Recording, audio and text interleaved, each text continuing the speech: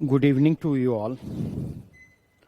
हम लोगों की आज चर्चा संविधान संशोधन प्रक्रिया पर होनी है और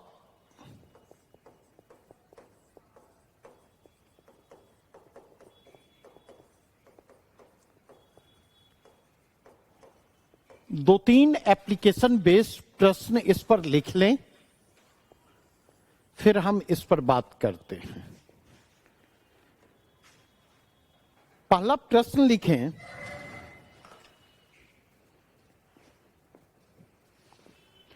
भारतीय संविधान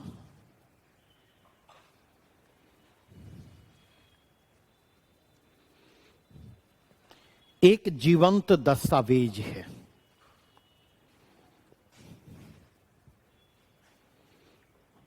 भारतीय संविधान एक जीवंत दस्तावेज है।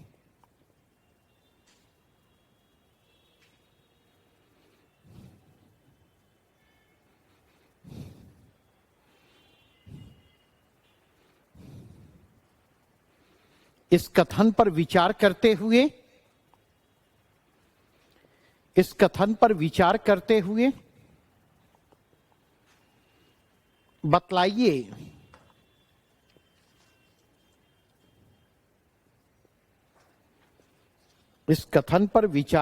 हुए बतलाइए कि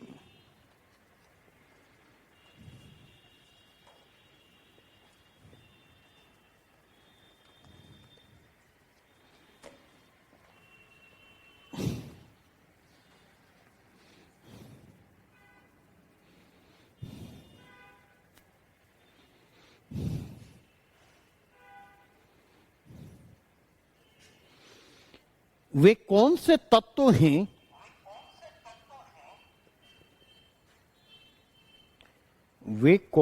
तत्व हैं जो इसे जीवंतता प्रदान करते हैं।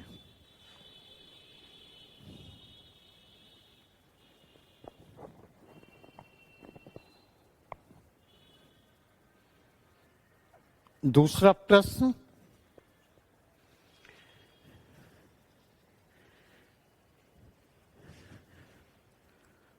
भारतीय संविधान का स्वरूप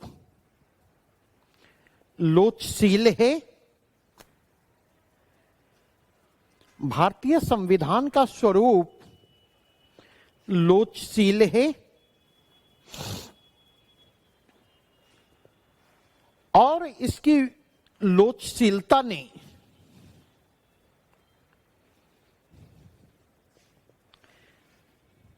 इसके मूल स्वरूप को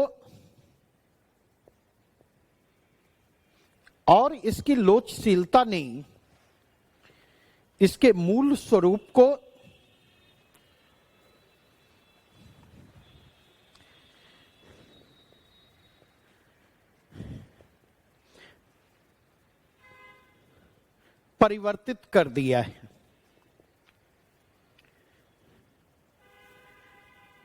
टिप्पणी करें।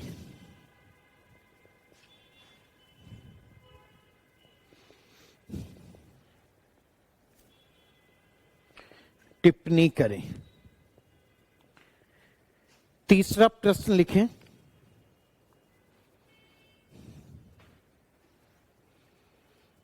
भारतीय संविधान में संशोधन की प्रक्रिया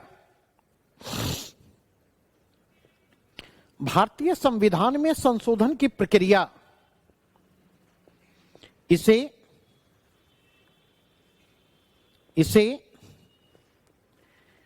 केंद्र के हाथों का खिलौना बना देती है।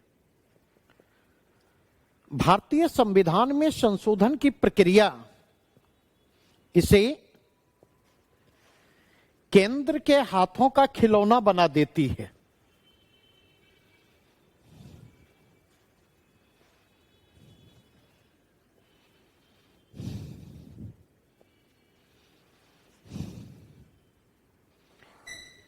संघवाद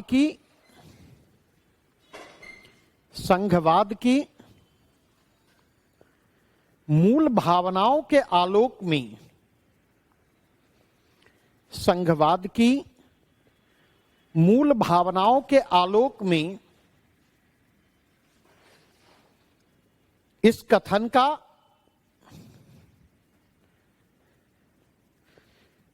आलोचनात्मक विश्लेषण करें। इस कथन का आलोचनात्मक विश्लेषण करें।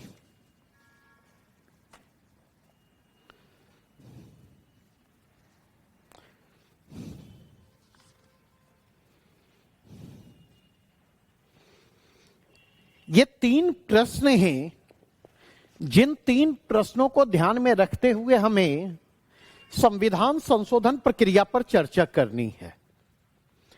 लेकिन इसके पहले कि मैं इस चर्चा को आगे बढ़ाऊं, अब तक जिन चीजों को हमने डिस्कस किया है या जो आंसर आपको लिखने दिए गए, उस आंसर पर जो फीडबैक आपको मिले हैं, अगर उसके कंटेक्स्ट में किसी भी प्रकार की दुविधा हो, कोई भी प्रश्न हो, तो आप रेज कर सकते हैं। उनको रिस्पॉन्ड करने के बाद फिर मैं नए टॉपिक पर लौटूंगा।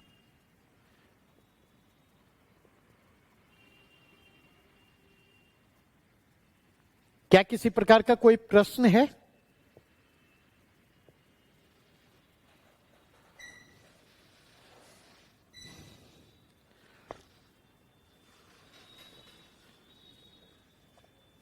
क्या किन्हीं के पास कोई प्रश्न नहीं है?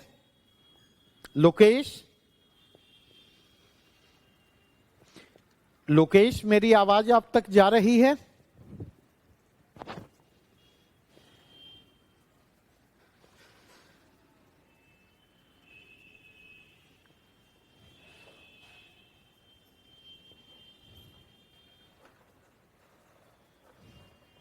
अनम्यूट कीजिए खुद को पहले।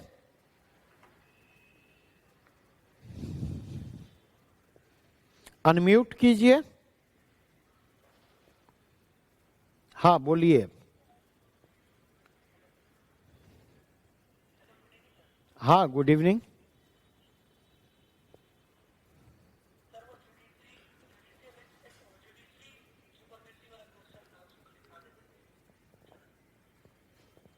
जुडिशियल सुपरमेसी वाला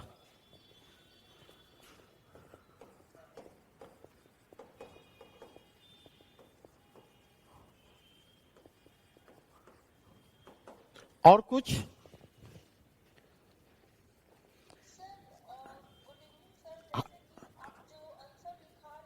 हाँ हाँ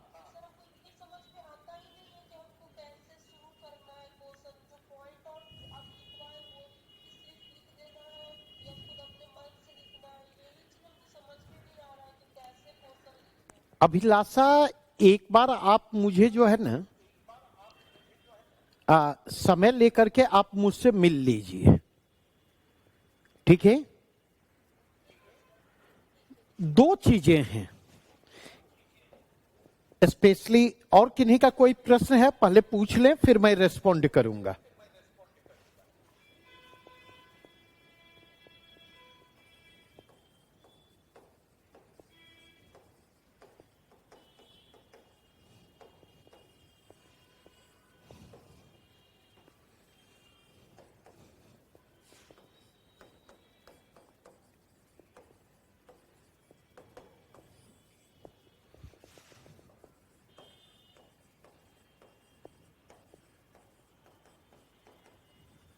और किन्हीं का कोई प्रश्न है?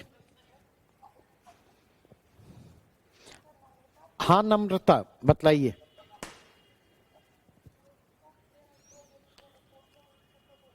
क्या थोड़ा सा आवाज तेज कीजिए ना।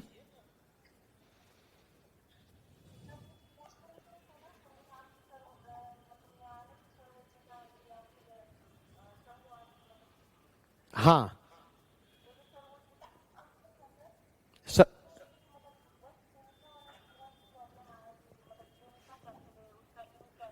भूमिका को लेकर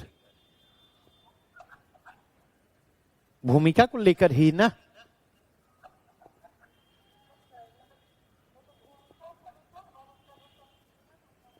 हाँ ठीक है ठीक है, तो आगे बढ़ूं मैं यहां से। देखिए एक दो चीजें जो समझने वाली जरूरत है। एक चीज बार बार मैं कह रहा, आंसर का जो स्ट्रक्चर या फॉर्मेट मैं तैयार करवाता हूं, तो ये जो स्ट्रक्चर और फॉर्मेट आपके पास है, यह स्ट्रक्चर और फॉर्मेट आपको यह बतलाता है, दो चीजें बतलाता। एक, कौन कौन से बिंदु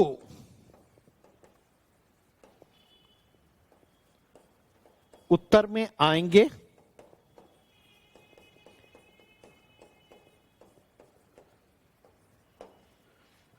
और दूसरी चीज जो इससे संकेत मिलता वह यह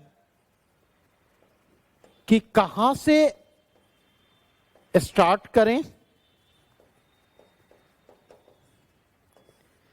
कैसे आगे बढ़ें,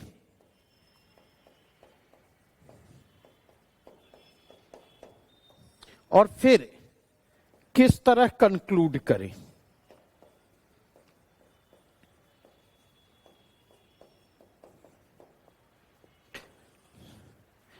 लेकिन यह पता चलता है आपको फॉर्मेट से, इसका पता चलना।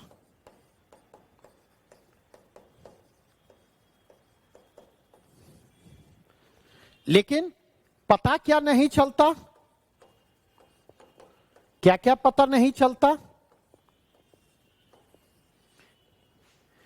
तो इसमें आपको यह पता नहीं चलेगा कि कैसे कनेक्ट करना है,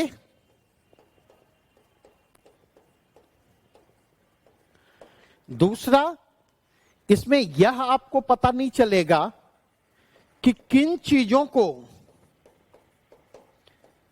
विस्तार देना है,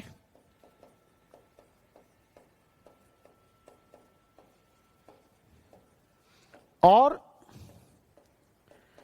कहां पर सांकेतिक चर्चा करनी है।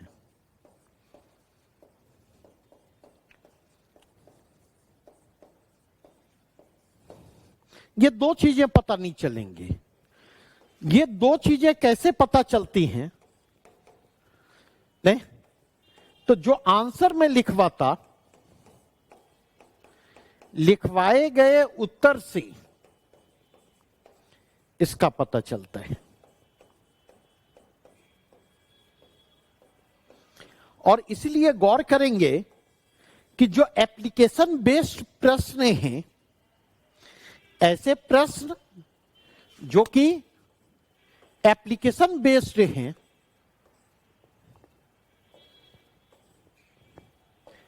तो लगातार क्लास के स्पीड को स्लो रखते हुए जो एप्लीकेशन बेस्ड क्वेश्चन है, इनका फॉर्मेट भी मैं करवा रहा हूं और इनके स्ट्रक्चर भी करवा रहा हूं और इनके आंसर को भी लिखवा रहा हूं।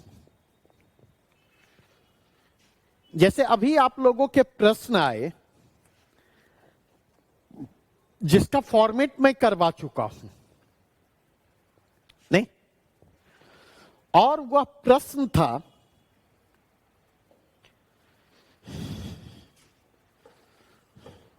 भारत में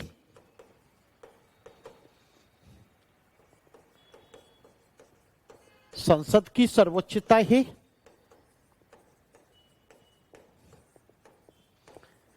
या फिर न्यायपालिका की। थोड़ा सा बैकअप काम करें।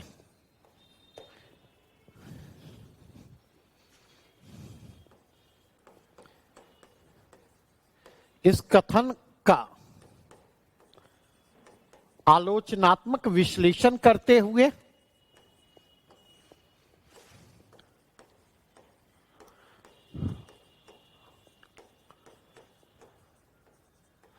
इस कथन का आलोचनात्मक विश्लेषण करते हुए क्या करना है? अपना मत प्रकट करें। कई बार बार एक बात मैं कहता, जो प्रश्न है प्रश्न की भाषा से आंसर के स्ट्रक्चर का संकेत देगा।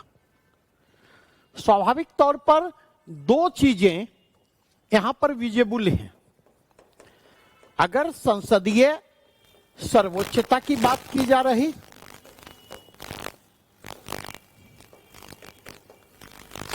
तो संसदीय सर्वोच्चता के आधार क्या है या संसदीय सर्वोच्चता के तत्व क्या है,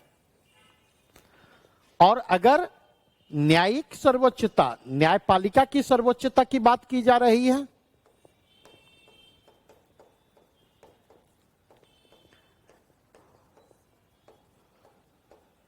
तो न्यायपालिका की सर्वोच्चता के आधार क्या है, इसके तत्व क्या है।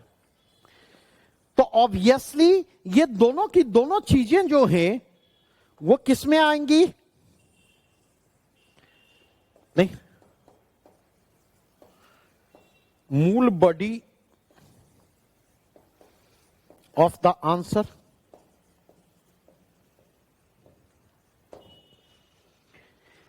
तीसरा, यहां पर आलोचनात्मक विश्लेषण करना है और आलोचनात्मक विश्लेषण करते हुए आपका अपना मत प्रकट करना है।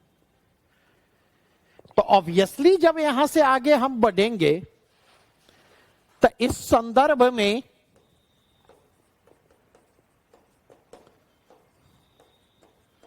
अपना मत रखना होगा।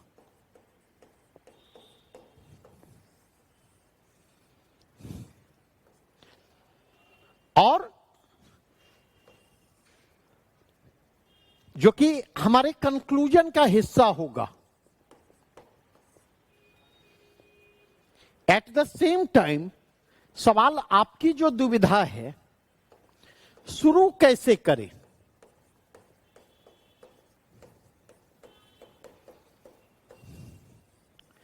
तो अगर संसदीय सर्वोच्चता है या फिर न्यायपालिका की सर्वोच्चता, तो कहीं ना कहीं इन दोनों को लेकर विवाद की स्थिति है।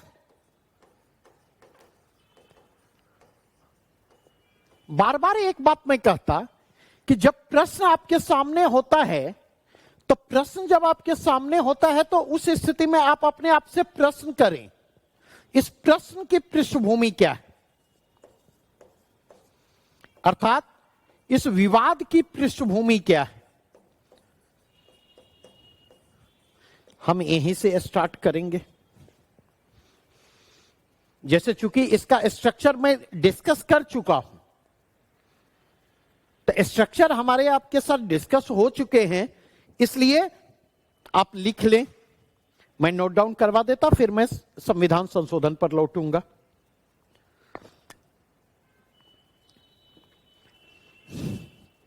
एक और चीज लिखवाने के पहले मैं कहूंगा, आप गौर करेंगे इस मूल बॉडी जो है प्रश्न का, इसमें एक कमेंट मेरा मिलेगा कई आंसर में, और वह कमेंट है अवॉइड बम्बार्डमेंट ऑफ फैक्ट।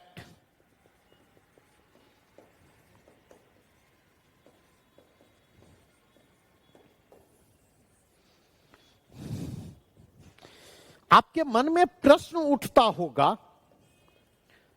कि इसका मतलब क्या है।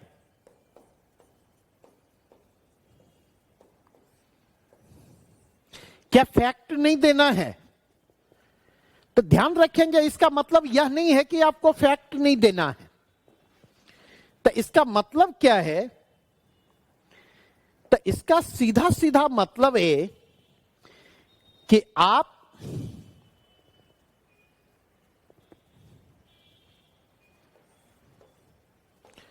उत्तर को विश्लेषणात्मक बनाएं।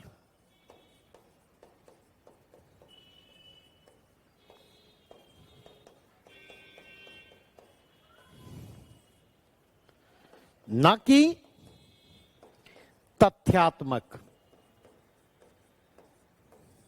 अर्थात इसका मतलब है तथ्य विश्लेषण से लिपटकर आए,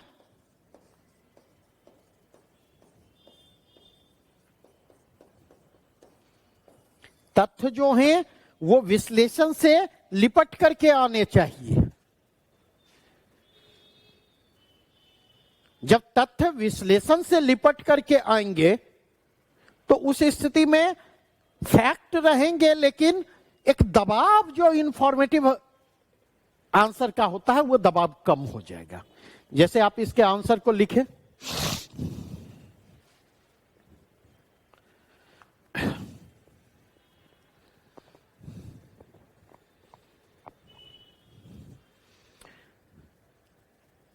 भारत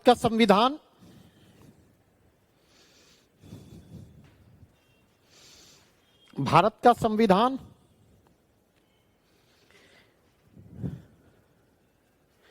अंतर्राष्ट्रीय अनुभवों से लाभ उठाता हुआ, भारत का संविधान अंतर्राष्ट्रीय अनुभवों से लाभ उठाता हुआ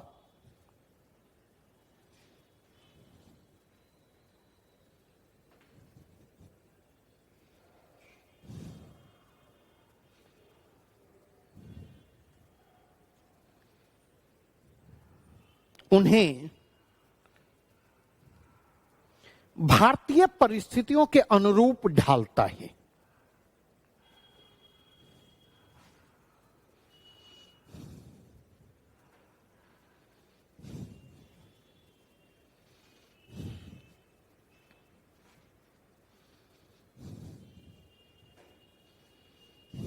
इस क्रम में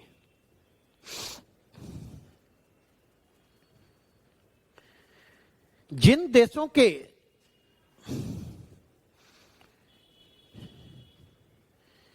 संविधान के तत्वों को, जिन देशों के संविधान के तत्वों को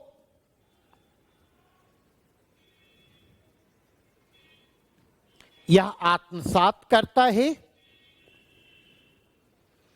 जिन देशों के संविधान के तत्वों को यह आत्मसात करता है,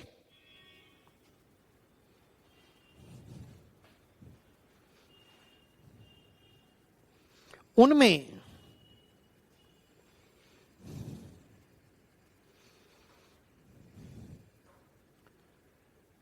ब्रिटेन और अमेरिका प्रमुख है।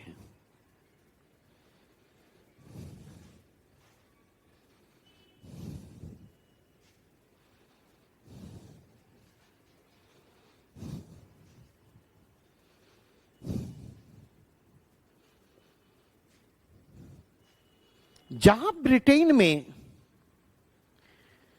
संसदीय सर्वोच्चता की स्थिति है,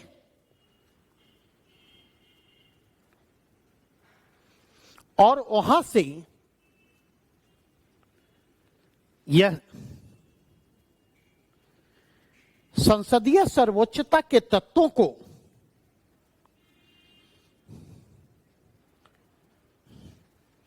आत्मसात करता है, वहीं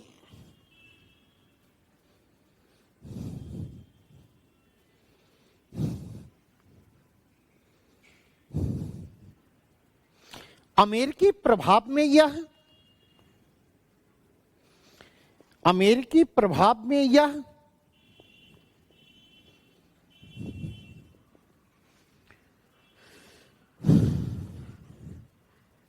न्यायिक सर्वोच्चता के तत्वों को आत्मसात करता हुआ आता।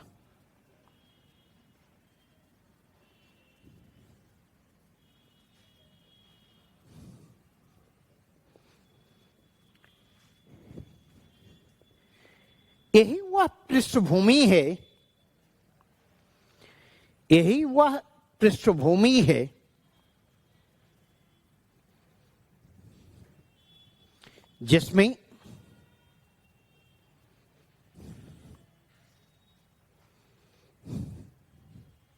जिसमें यह विवाद जन्म लेता है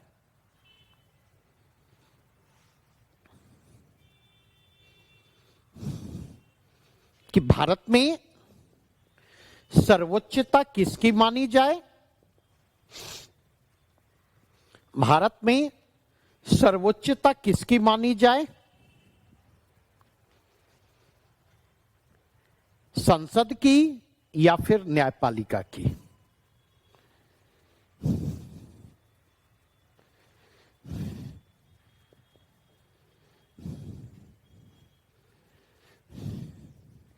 पैरा चेंज कर दे, पैरा चेंज कर दे। जहां तक संसद की सर्वोच्चता का प्रश्न है,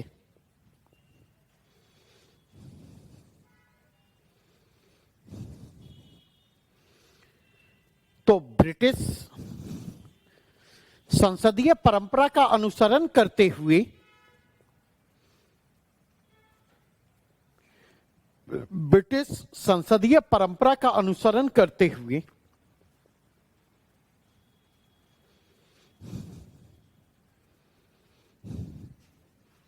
यह अनुच्छेद 368 के प्रावधानों के तहत, अनुच्छेद 368 के प्रावधानों के तहत भारतीय संविधान के किसी भी हिस्से में संशोधन के लिए अधिकृत करता है। भारतीय संविधान के किसी भी हिस्से में संशोधन के लिए संसद को अधिकृत करता है।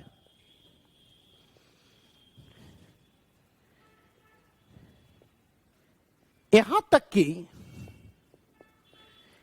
तक कि संसद अगर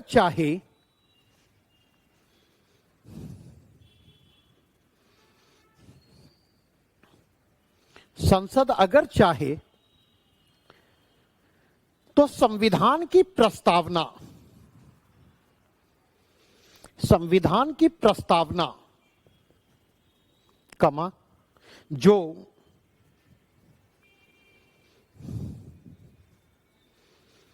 संविधान के मूलभूत दर्शन को समाहित करती है,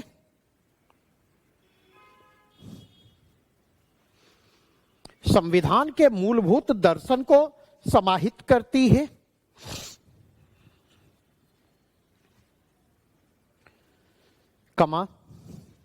में भी संसद के द्वारा संशोधन संभव है।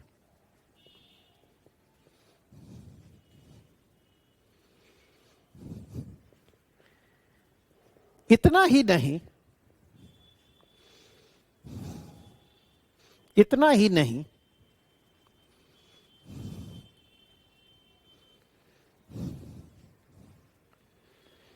इतना ही नहीं,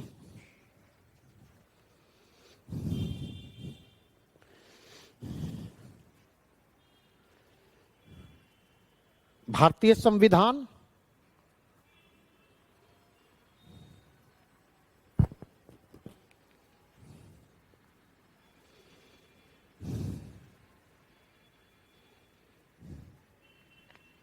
संसदीय विशेषाधिकार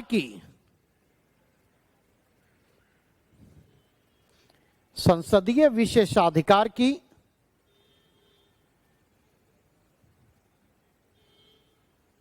संकल्पना के जरिए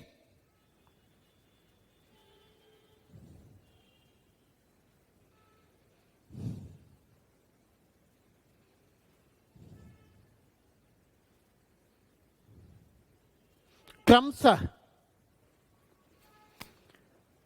अनुच्छेद 105 और अनुच्छेद 194 के जरिए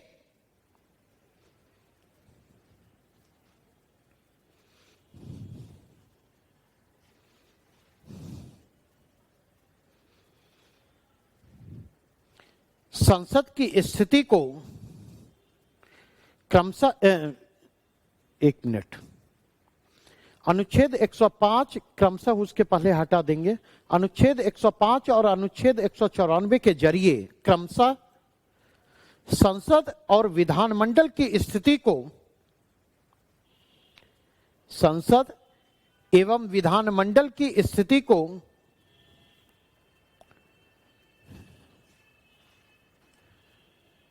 मजबूती प्रदान करता है।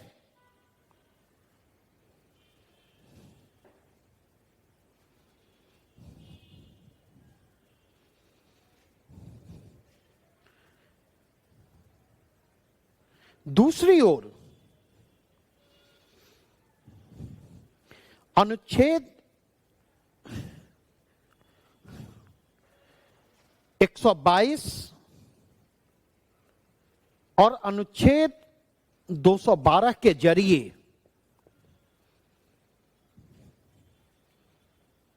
अनुच्छेद 122 और अनुच्छेद 212 के जरिए क्रमशः संसद एवं विधानमंडल की कार्यवाही को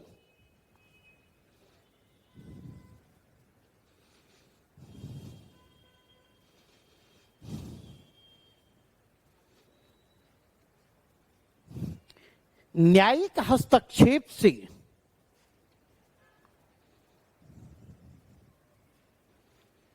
बाहर रखता है।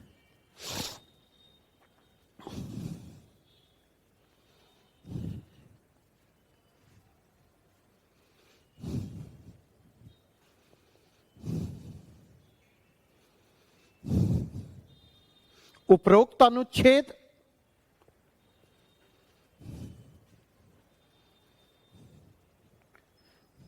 न केवल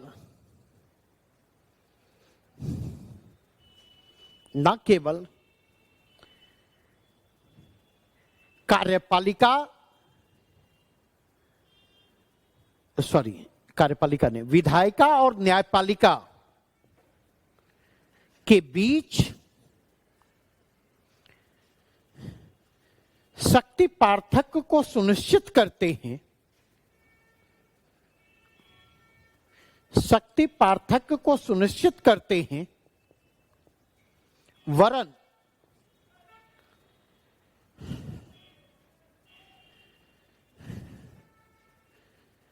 संसदीय विशेषाधिकारों को मान्यता देते हुए, संसदीय विशेषाधिकारों को मान्यता देते हुए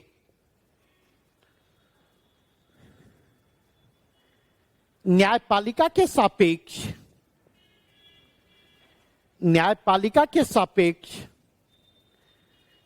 संसद की स्थिति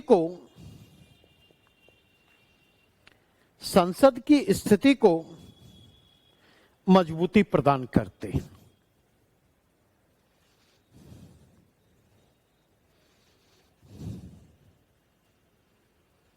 इस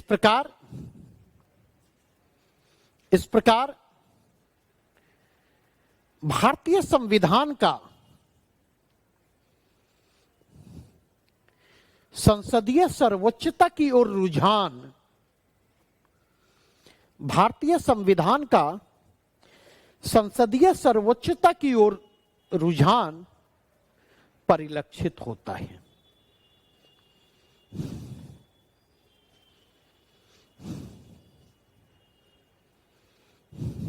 पैरा चेंज कर,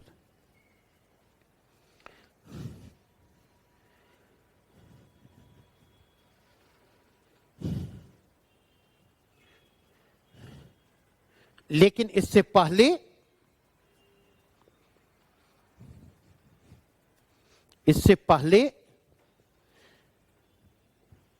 जल्दबाजी में कोई निष्कर्ष निकाला जाए,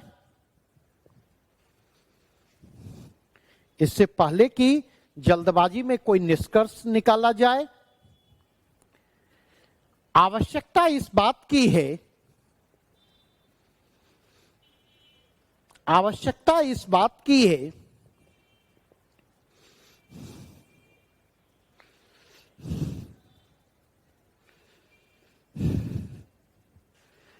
कि भारतीय संवैधानिक मैकेनिज्म में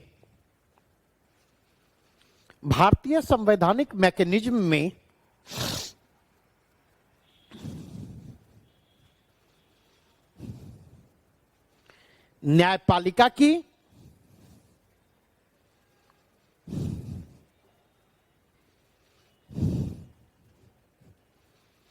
स्थिति की भी पड़ताल की जाए।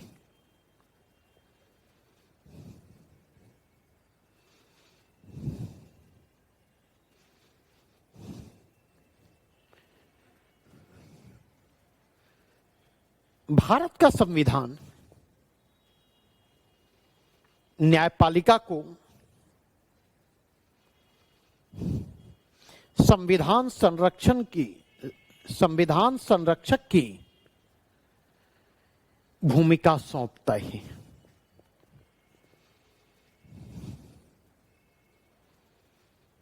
और उससे यह अपेक्षा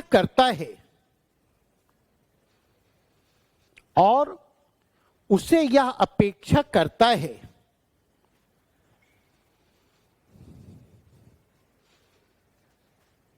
कि वह कार्यपालिका के हाथों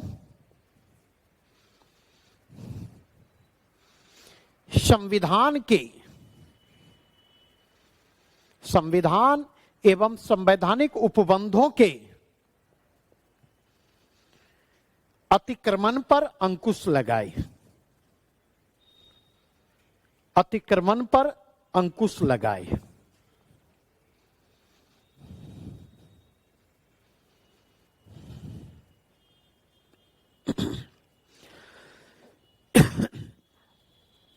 इसी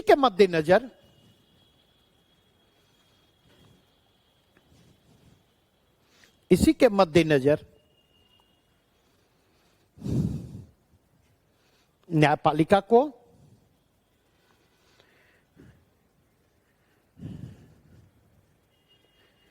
न्यायिक पुनर्विलोकन की शक्ति प्रदान की गई है।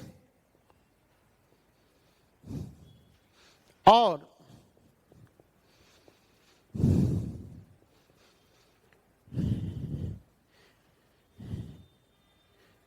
अस्पष्टता एवं विवाद की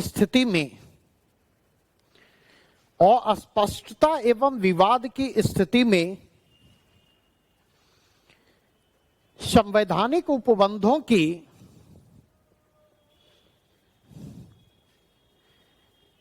व्याख्या एवं पुनर्व्याख्या के लिए और अस्पष्टता या विवाद की स्थिति में उसे संवैधानिक उपबंधों की व्याख्या एवं पुनर्व्याख्या के लिए अधिकृत किया गया है।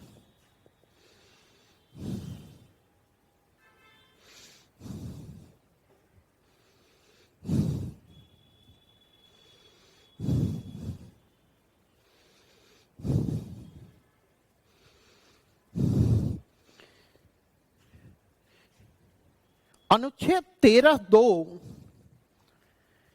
न्यायपालिका से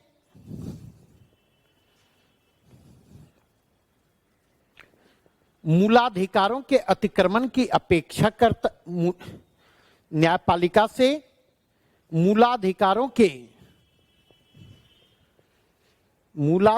के संरक्षण की अपेक्षा करता है। और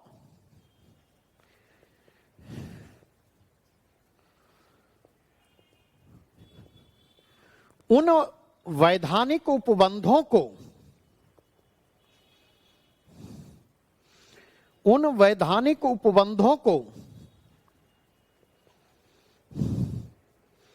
असंवैधानिक घोषित करते हुए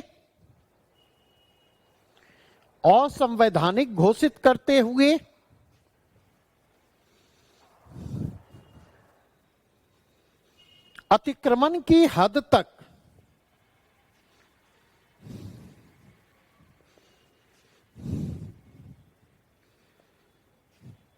खारिज करने की अनुमति देता है।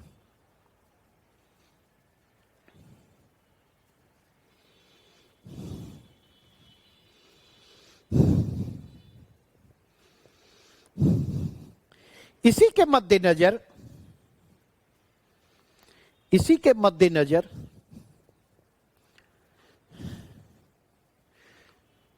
अनुच्छेद 32 के तहत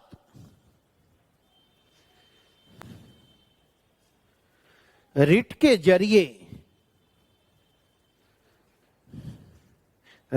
जरिए संवैधानिक उपचार को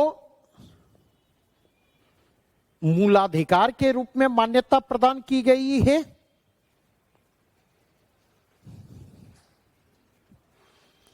मूलाधिकार के रूप में मान्यता प्रदान की गई है।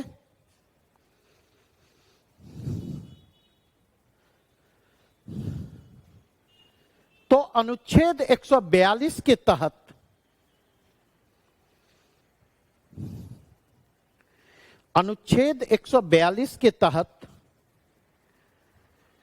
पूर्ण न्याय को सुनिश्चित करने के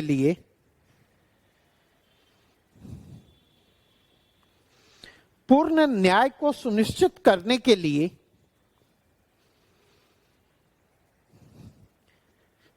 सर्वोच्च न्यायालय को वैधानिक के साथ साथ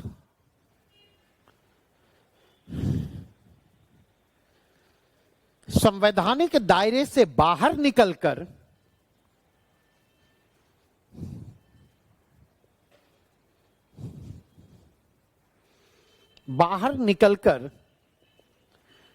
निर्देश जारी करने की अनुमति भी दी गई है।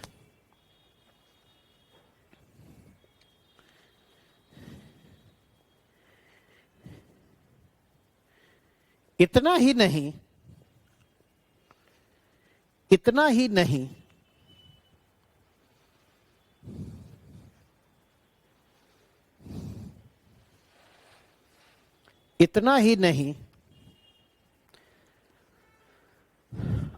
अनुच्छेद 121 और अनुच्छेद 211 संसद एवं विधानमंडल में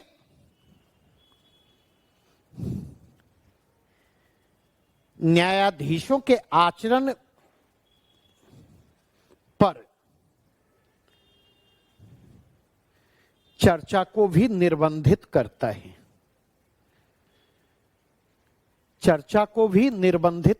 है।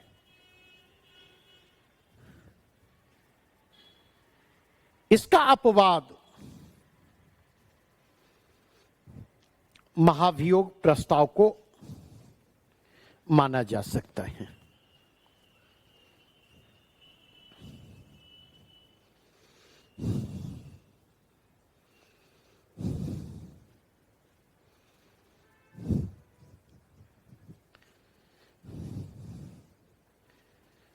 इसी प्रकार यदि संसदीय विशेषाधिकार से संबंधित उपबंध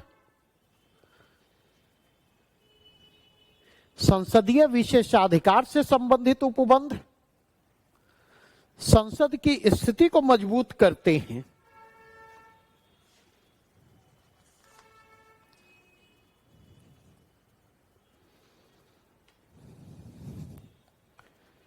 तो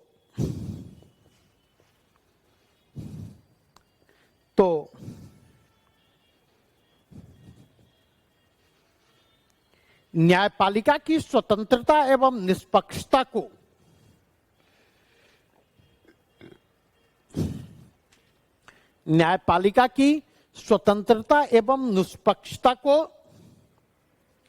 सुनिश्चित करने वाले उपबंध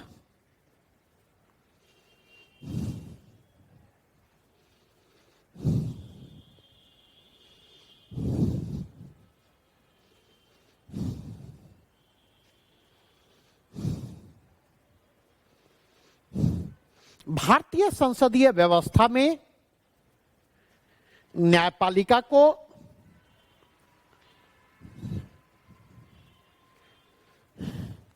न केवल संसद के दबाव से न केवल संसद के दबाव से मुक्त करते हैं,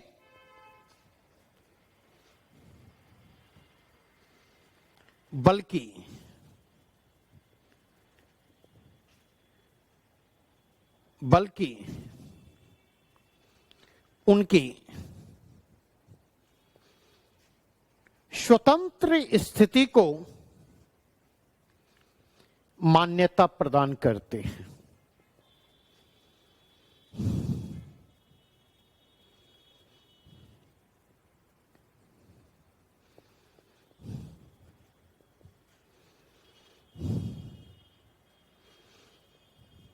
संदर्भ चाहे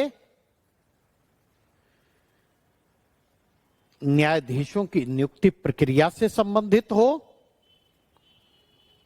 या फिर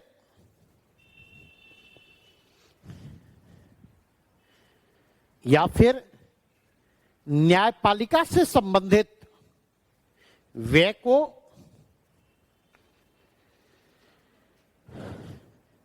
संचित निधि पर भारित घोषित करने का।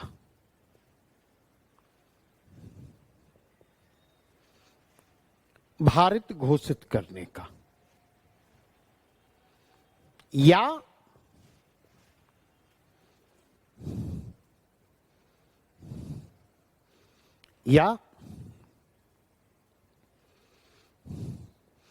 न्यायाधीशों की नियुक्ति के पश्चात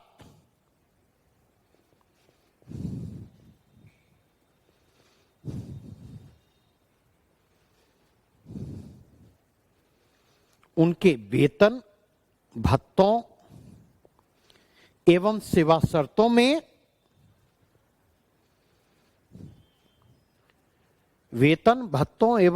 शर्तों में अलाभकारी परिवर्तनों के निषेध का।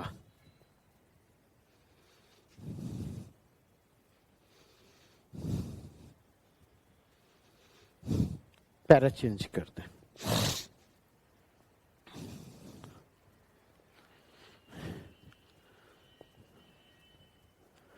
अब तक की चर्चा से यह स्पष्ट है, अब तक की चर्चा से यह स्पष्ट है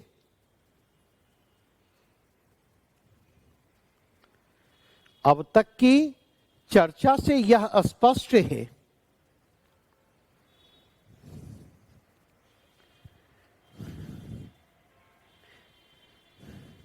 कि भारतीय संविधान में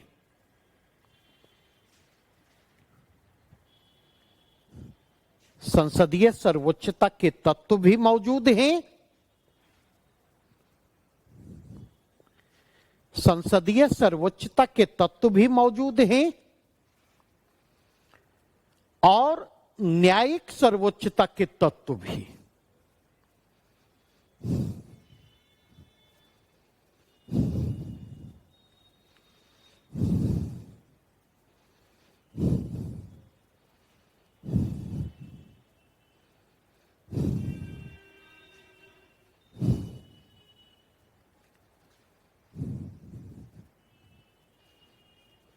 लेकिन इन दोनों संस्थाओं की यह सर्वोच्चता, लेकिन इन दोनों संस्थाओं की यह सर्वोच्चता तभी तक है,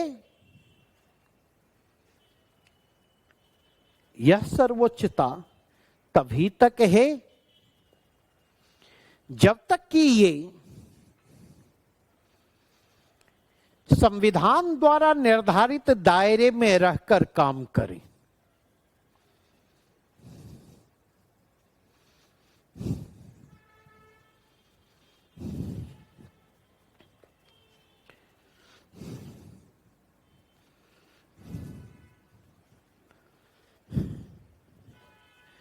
जैसे ही ये संस्थाएं संवैधानिक दायरे का अतिक्रमण करती हैं, संवैधानिक दायरे का अतिक्रमण करती हैं, इनसे अपेक्षा की जाती है कि ये एक दूसरे को प्रतिसंतुलित करें। एक दूसरे को प्रतिसंतुलित करते हुए उन्हें ऐसा करने से रोकें।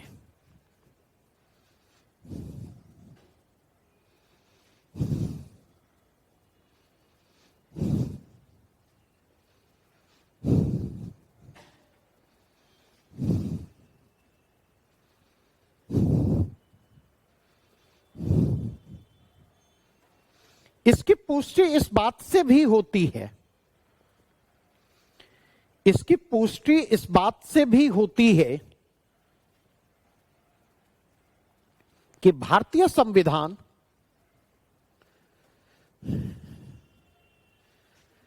शक्ति पार्थक्य की संकल्पना को, शक्ति पार्थक्य की संकल्पना को एक हद तक ही स्वीकार करता है।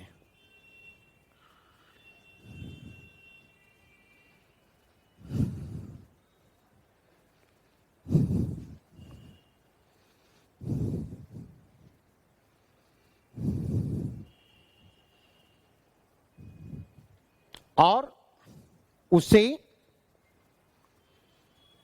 अवरोध एवं संतुलन की धारणा के जरिए, चेक एंड बैलेंसेज, अवरोध एवं संतुलन की धारणा के जरिए समंजित करता है।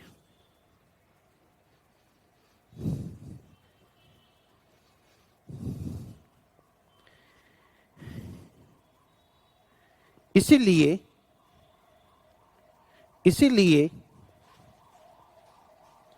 यह कहा जाता है, इसीलिए यह कहा जाता है कि भारत में ना तो संसद सर्वोच्च है और ना ही, इसीलिए कहा जाता है कि भारत में ना तो संसद सर्वोच्च है और ना ही न्यायपालिका।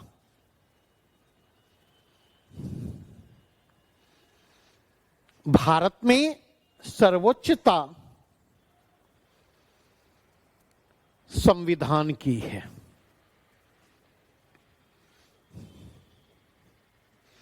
और ये दोनों संस्थाएं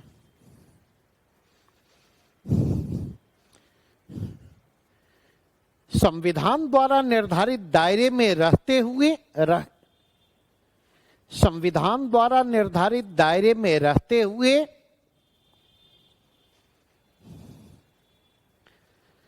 अपनी संवैधानिक शक्तियों का इस्तेमाल करने के लिए स्वतंत्र हैं।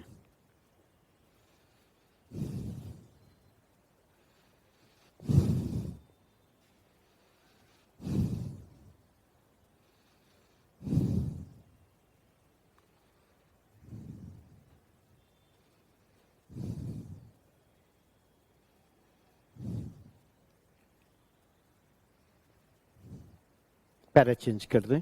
लेकिन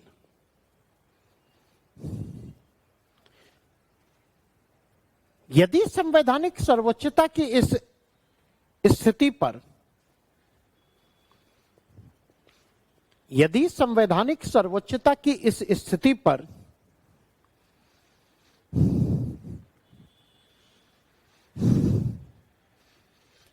संवैधानिक सर्वोच्चता की इस स्थिति का सूक्ष्म विश्लेषण किया जाए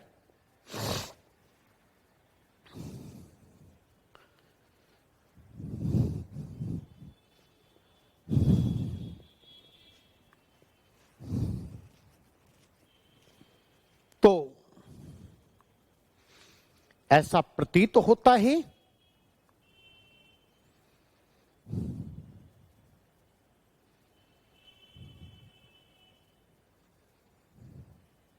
कि इसका झुकाव न्यायपालिका की ओर है।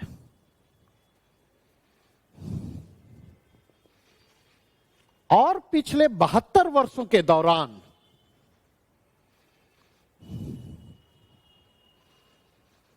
संविधान के अंतिम व्याख्याता के रूप में,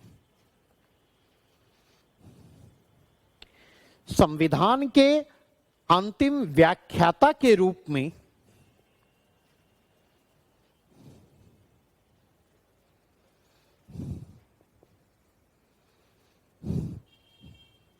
सर्वोच्च न्यायपालिका ने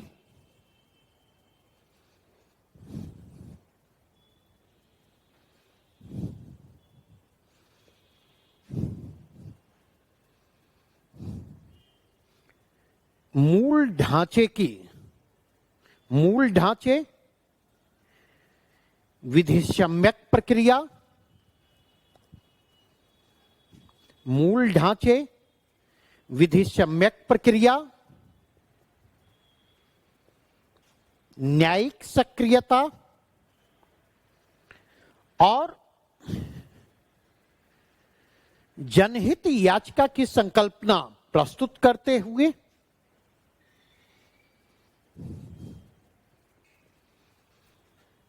जनहित याचिका की संकल्पना प्रस्तुत करते हुए अपनी विशिष्ट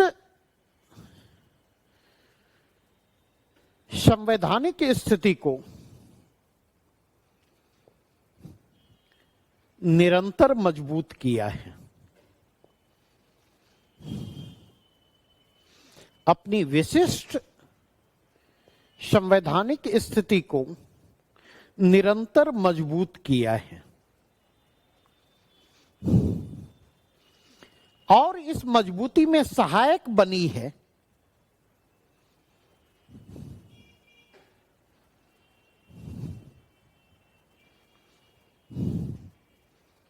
कार्यपालिका एवं विधायिका की साख एवं विश्वसनीयता में,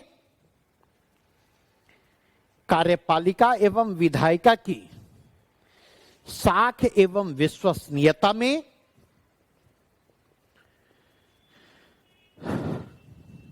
निरंतर होने वाली गिरावट, निरंतर होने वाली गिरावट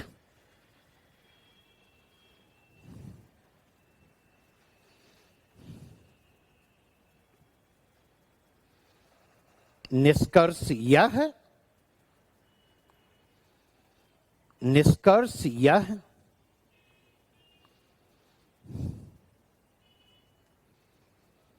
कि भारत में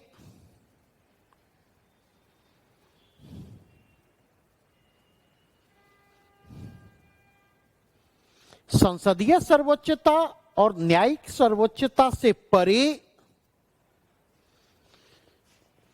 संसदीय सर्वोच्चता और न्यायिक सर्वोच्चता से परे संवैधानिक सर्वोच्चता की स्थिति है, जिसका झुकाव न्यायपालिका की ओर है, जिसका झुकाव न्यायपालिका की ओर है।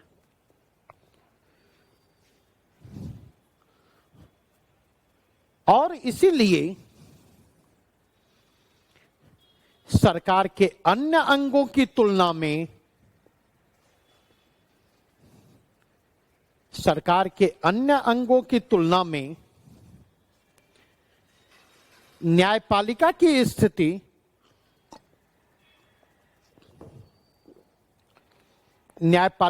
स्थिति कहीं अधिक मजबूत दिखती है।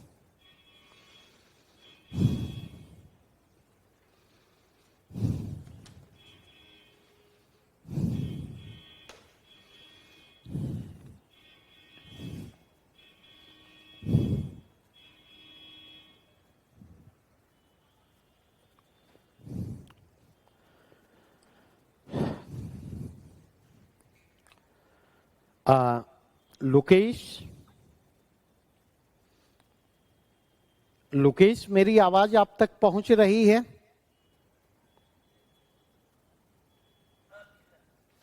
समझ में आया? विश्लेषणात्मक का मतलब क्या है, यह समझ में आया?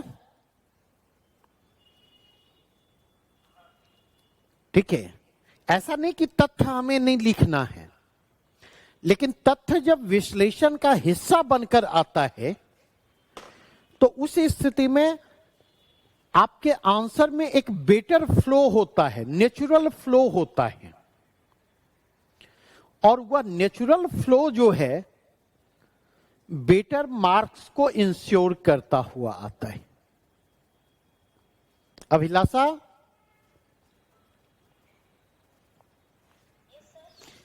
बातें स्पष्ट हुई यहां से? लगातार ऐसे प्रश्न जिनको मैं फॉर्मेट भी करवा रहा हूं, मुझे जल्दबाजी नहीं है, फॉर्मेट भी करवा रहा हूं और लिखवा भी रहा हूं, ठीक है? तो उस फॉर्मेट के जरिए जो लिखवा रहा हूं उसमें इंटर करें, और उसमें इंटर करते हुए इस सेंस को डेवलप करने की कोशिश करें, उस सेंस को डेवलप करने की कोशिश करें जो राइटिंग स्किल के डेवलपमेंट में सहायक है। अगर आपके पास पॉइंट है तो आप यह समझ सकें कि डिमांड ऑफ क्वेश्चन के हिसाब से कैसे उस पॉइंट को हमें प्रेजेंट करना है, स्टार्ट कैसे करना है और कैसे आगे बढ़ाना है। यहां पर एक दो छोटी चीजें ध्यान में रखने की जरूरत है। Don't be image conscious. यह मत सोचें कि आंसर पहली बार ही ऐसा लिखे जो परफेक्ट हो, और सर के सामने जब वह आंसर जाए तो सर वाह वाह कर उठे।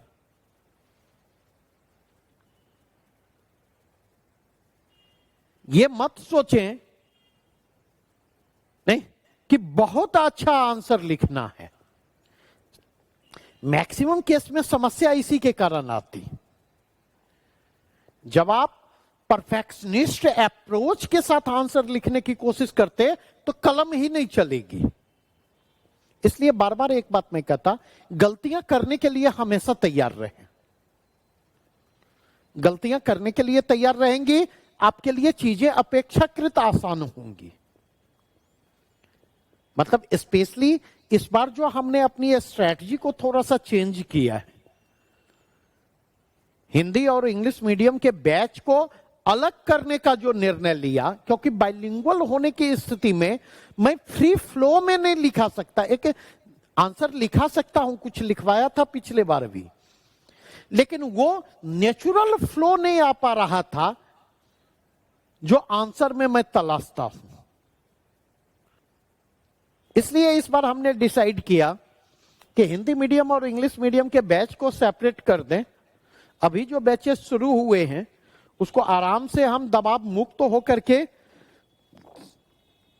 हिंदी मीडियम के बैच के रूप में लेकर के चलें। इंग्लिश मीडियम के सेपरेट बैच प्री एग्जामिनेशन के ठीक बाद हम शुरू करेंगे, और इंग्लिश मीडियम के उस सेपरेट बैच में भी हम इसी अप्रोचेज के साथ बढ़ने की कोशिश करेंगे।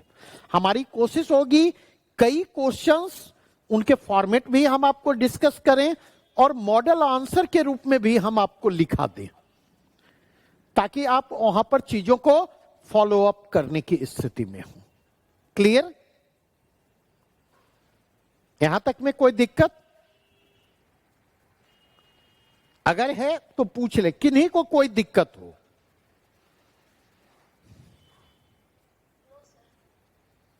और किन्हीं को कोई दिक्कत है?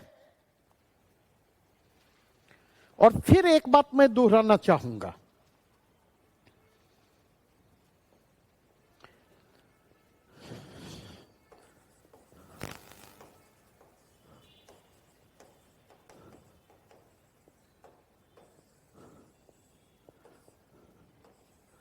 जो आंसर राइटिंग के अर्ली स्टेज में है,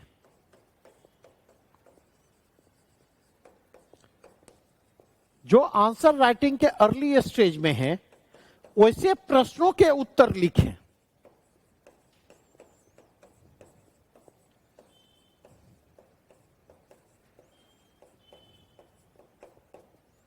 जिन्हें मैंने फॉर्मेट भी करवाया है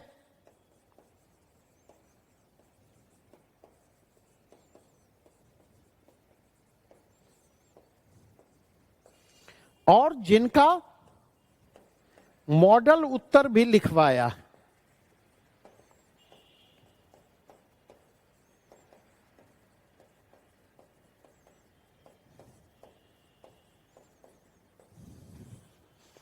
जो सेकेंड स्टेज में है, और कम से कम ये प्रैक्टिस कम से कम 25 क्वेश्चन प्लस माइनस पर करें। इंपेशेंट नहीं होना है, पेशेंस लूज नहीं करना है। जब तब तक ये काम आपको करना है जब तक आपको ये कॉन्फिडेंस ना आ जाए कि अब हम केवल फॉर्मेट के आधार पर लिख सकते हैं। सेकेंड स्टेज में उन प्रश्नों को लिखें, उन प्रश्नों का उत्तर लिखें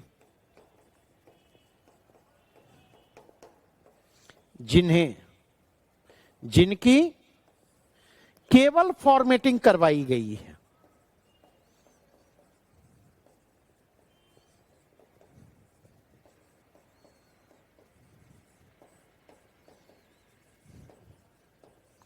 मॉडल उत्तर नहीं लिखवाया गया है।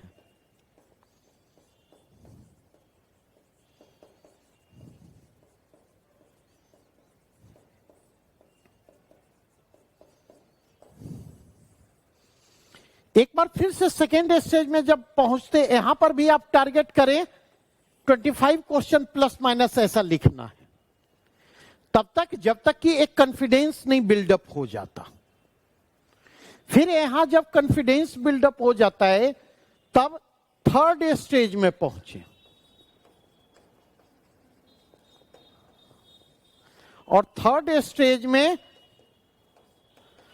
पहले आसान प्रश्नों को चुने।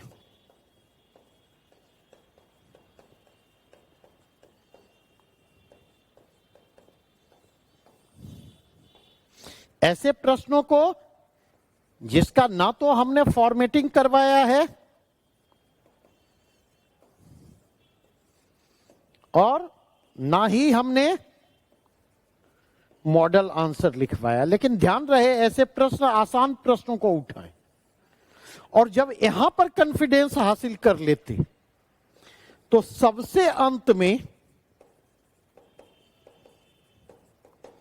कठिन प्रश्नों की तरफ बढ़े।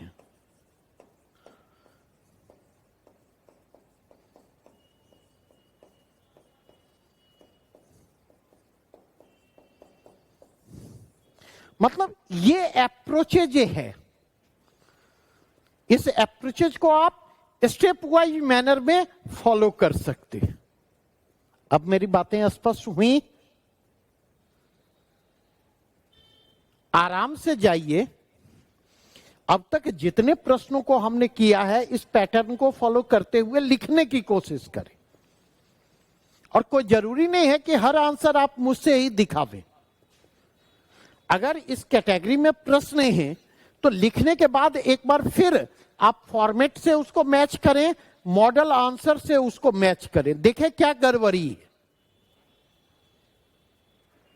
खुद अपने आप को, अपने आंसर को इवेल्युएट करें। धीरे धीरे आप देखेंगे आपकी मतलब कॉन्फिडेंस लेवल भी बिल्डअप होता जाएगा, धीरे धीरे आंसर अप्रोचेज भी डेवलप होता जाएगा, आंसर राइटिंग स्किल भी डेवलप होता चलेगा।